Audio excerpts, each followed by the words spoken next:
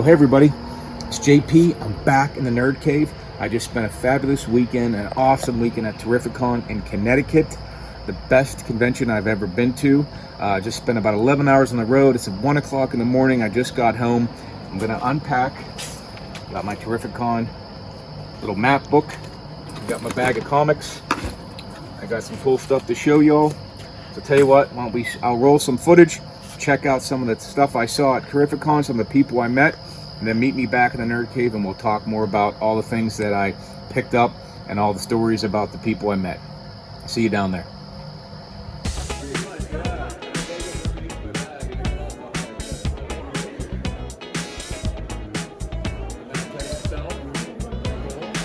Get some merch, sir. You grab the merch.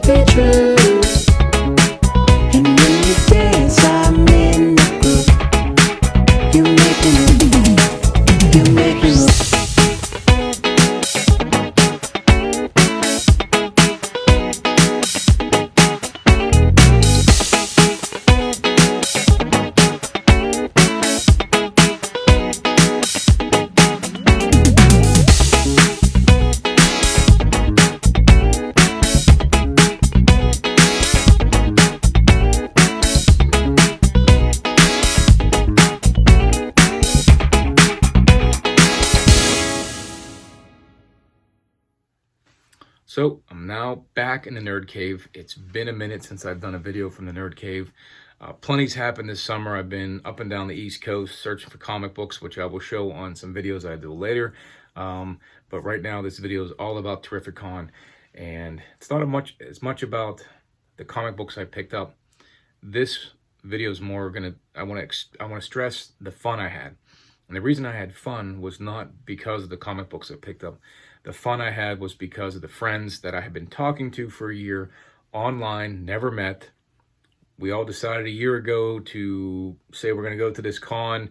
Everybody made arrangements. I wasn't sure personally if I'd be able to make it for some things going on in my life, but everything came together positively and made it happen on my end. And for majority of us from our group that we talk to almost daily, there's a thread going on that always has something going on in there. The majority of us made it. We all converged from the West Coast, the East Coast, the Southern East Coast. Locally from Connecticut, we all converged on Mohegan Sun, and we had a blast. I met at Mon's house. drove to Mon's house. He was the halfway point. Ryan, Colossus Collector, he met at Mon's house as well, because that's the halfway point for him. And we hung out at his house for the evening. We got to hit a flea market, have some great barbecue, go to a local chamber event for his wife. And then the next day, we got up and we drove to Mohegan. Made a quick stop at Mike's house to see where Lunch Money does all his filming, and got some cool gifts. And then we drove to the con, 2 hours from Mike's place roughly. We got to meet Bruce from Up North Comics and Ricky from All Sorts of Words, who were already at the convention center. We hung out, and that's essentially what we did Thursday, Friday, and Saturday, even Sunday morning. We met for dinner, we met for drinks, we met for breakfast, we met for lunch, and we just had a blast. And that's what this con was about. This is why it was the best con I've been to. I've been to many cons. I've spent a couple hours at a con, saw some cool things, but this con was really just awesome in terms of the friends and the friendships that we solidified there and the fun we had. I can't stress it enough. Now, what was also cool about this show, the second item that I found the most fun, besides hanging out with the boys and gelling with them, was meeting the creators that I normally don't do at a show. And I didn't meet the actors or actresses that were there. That's not my thing. Ricky met Keanu. Mon met him as well. Mon and Mike met Charlie Cox, which was awesome. But I got to meet the creators, which was never a big deal for me. But at this con, I thought, why not? We had early passes. We had Friday early entrance, so we could get in line early for Walt Simonson, Chris Claremont, Adam Hughes, and I got to meet these guys. And what's great about it is there's a funny story with Chris Claremont with Dan. Dan basically made a joke to Claremont about when he signed it to put the year 2024, and reminded Chris what year it was. And he looked at him like, my God, dude, I'm not that old yet. And Dan didn't mean it that way, but it was funny to watch. Then Walt Simonson, we met him for breakfast twice, Saturday and Sunday. Same place, Tom's Diner, I think it's called. The last day on Sunday, we all signed the menu and had Walt sign it. And I think Mike has it now, and I'm hoping that we're going to pass it around like the Stanley Cup, and everyone will get to display it in their nerd cave at some point. So, but that was cool. We were doing a live show with 3 Men in the Basement on Saturday night, and Adam Hughes must have been staying on the 30th floor, and he came out of his room, walked on by, told a funny joke, and then we all laughed, and he seemed pretty cool about the whole thing. And then the next day, I got in line for a signature for a book I got, and I mentioned him walking by our live show, and he laughed about it, and he remembered it. So, I mean, it wasn't that long ago, but sometimes, you never know what you're going to get when you meet someone. But he was super nice the second and third time I met him. So that was cool. So there was a ton of, Scott Hannon was there. There was plenty of creators that were there, and some maybe lesser known creators that had some great, awesome work. And then besides the creators, I got to meet some of the YouTube personalities that I have spoken with on IG and watch videos of from YouTube. So to meet, Nemesis Prime, Milton the Manimal, Nerdy Girl, Tessa's a Nerd, Ben Taz, 3 Men in the Basement. Just all those people were so nice and cool to hang out with when we did. So that was awesome there. And the last thing was the comics. I got there to buy comics. I had a great time with my friends, and I probably could have just walked around the show and not bought a darn thing and been happy with my time there. But we did put our nose to the grindstone when we were there. All of us came out with some cool stuff. And I'm sure all my guys will be showing their videos with their cool pickups. So I figured I'll just take a minute and I'll show some of the pickups that I had. I went with a stack of comics and 3 slabs that I wanted to trade and sell, and I got rid of all of them and came home with a stack of couple new slabs and new books, new comics. So let me show you the ones that stick out the most. Okay, so the first book I'll show is going to be our breakfast guy, our breakfast companion, Walt Simonson. got him to sign my first Betty Ray Bill newsstand version. He signs down the bottom here. He has one of the best signatures in the business besides Todd McFarlane. And I think that's awesome. He was such a cool guy. We were happy to have breakfast with him on a couple occasions. Next, I did get Chris Claremont to sign a twofer for me. He signed X-Men 141. This is the first part of Days of Future Past, and then part 2, which is one of my favorite covers with the Sentinel and Wolverine getting obliterated there. Signed both of them in great locations. I really can't make out the signature, but we all know I watched him do it. Pretty darn cool. He didn't put 2024 on it, but I think I know what year it was, Dan, so no big deal there. Mr. Adam Hughes signed my Elvira. This is Lovecraft #1. I actually picked this book up on a trade, and on Sunday I got Mr. Hughes to sign right there. Signature's easy to replicate, but it was cool to meet him. I know he signed it. That's all that matters, and this is a great cover as far as I'm concerned. So, next book is going to be, this was just a random pickup. I was trading some books and saw this one and thought this has some of the things that Golden Age books that retain value for Golden Age books. Damsel in Distress, Jungle, things of that nature. So figured for the price and what I was trading the guy, this was a good pickup. So I was happy to grab this. Jungle Comics 133. So next was a book I've wanted a lot because I love the Spider-Man 300. I'm a big fan, and if you can see it behind me here, Spider-Man 300. I have 2 copies of it. I've seen that Spawn 300 has a similar look. I know McFarlane loves to homage his own covers, but I don't care because they're all good. And so I picked up Spawn 300, homage to himself, and I just think it's a cool looking cover. So I'm glad to have it. I can't remember what I paid for it, but I think it was part of a trade or I sold something and was able to buy it. Next, Amazing Spider-Man 606. This is Black Cat, J. Scott Campbell. He does some great work. And this is one I have a Black Cat. I think it's 608. And this one must be part of that run there, but didn't want to turn this one down. I thought for a second there that Campbell did sign over here himself, but it's not signed by him. That's just the way he signed this particular issue, but it's a great cover. He does great work, so glad to have it. Next, I've been looking for newsstand versions of the Image books from the 90s. So I want to get Wildcats #1, Savage Dragon, Spawn, Team 7, Cyberforce, Darker Image, Max. There's probably 10 of them that I want to get from the 90s in newsstand. I have a ton of them in direct version, but I think the newsstands are harder to find because I haven't found very many of them. So I did find a Savage Dragon, I don't know, months ago, and sold that one online before I even thought of the idea to do it, because the reason I thought of the idea was I found a bunch of them at one particular antique store, so I thought this would be cool to have.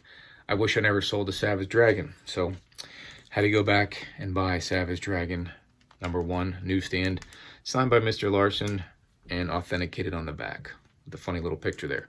So I'm happy to have this. It's not in the greatest grade, but you really can't see, and as long as it presents well, I'm going to get all of these 90s books slabbed so I can display them somewhere here in the Nerd Cave, because this was a big part of when I got into collecting. The transition happened of all of these great artists that I followed on X-Force, Spider-Man. They all moved, and X-Men, they all moved to Image. So I went and bought all their first issues. So love to have them all graded, newsstand ones to show off. And the last one that took me 2 days to find, the only person that had it that I saw was Erod from Erod 212. He hangs with the Pressable Defects guys. He has his own pressing services, and he had Spawn #1 newsstand. Looks to be in decent shape. I'm going to say it's like an 8.0. Got a little mark down the bottom here, but really there was nothing else I saw there. He budged a little bit on the price. I was able to work a deal with another vendor to get the cash to go and buy this one. So essentially all these books didn't cost me anything except for one, because I just had to have it and I wasn't expecting it. But my main book that I wanted besides Spawn #1 and the Savage Dragon was the first appearance of Spawn. love to get the first appearance of Savage Dragon, but that's almost impossible to find. But here you have Malibu Sun 13, first appearance of Spawn, I believe. Maybe the preview might be his preview might be the first. But this is a book I've wanted for a good period of time. Not one I, ever run into. I think maybe if you live on the West Coast, you have a better chance of finding this in a long box somewhere. But this is one I wanted. Got this Friday within the first few hours. Thanks to, I think Mike found it at some vendor. It was across the con. So went over there and worked out a deal. I had traded a couple things, and like I said, nothing really here cost me anything, because I was able to trade enough and sell enough to walk away with spending no money, until I found this book. And this one is a Golden Age that I've wanted. It's a great Golden Age, classic, iconic cover. And what's cool about this is these are ones you're not going to find at all. You're going to have to buy them online or heritage auctions. You're not going to find it very easily, and you're definitely not going to find it graded. So you have the Saint #1. This has some of the pieces that make the Golden Age books valuable. The good girl art, blonde red dress. You got the heroes jumping through the window. First comic in the series. So all of these had, this is a book I've wanted. And when I walked past the dealer that had it, I try to work him, get him down to get him $100 off the price, and he wasn't budging much. So I had to go sell some more stuff to come back and use some of the cash that I brought with me to get this book. And I just feel these aren't ones that you're going to find very often. I may be wrong. You may have to hunt hard to find this particular one. The Phantom Lady books, some of the Schomburg books, you're going to have to hunt hard to find these ones. And so I didn't want to pass up the opportunity, so I grabbed it. So got me my two slabs. You got your modern and your Golden Age, and that's kind of the way I collect. I love my 90s books because that's what got me into collecting. And the the Golden Age has the good girl covers that remind me of the Dave Stevens books and the J. Scott Campbells. So those guys are all influenced by the Golden Age, probably in some capacity. So when I find classic covers like that, I want to pick them up. So like I said, I had a great time at the show. I got everything I wanted that I had on my list, plus something else I didn't expect to get. And so stack of books to leave with, memories of the time I shared with my friends, who we'll call lifelong friends as we go to more and more cons together. And I'm looking forward to that time. Love meeting some of the YouTube personalities, the vendors that were there, the creators were awesome too, but it really was about the friends, and we had a super time, a terrific time. And as Mon likes to remind me, always believe in yourself. And we believed we would get to Connecticut, and we made it, and we had a super time. So always believe in yourself, and I'll see you guys on the next one.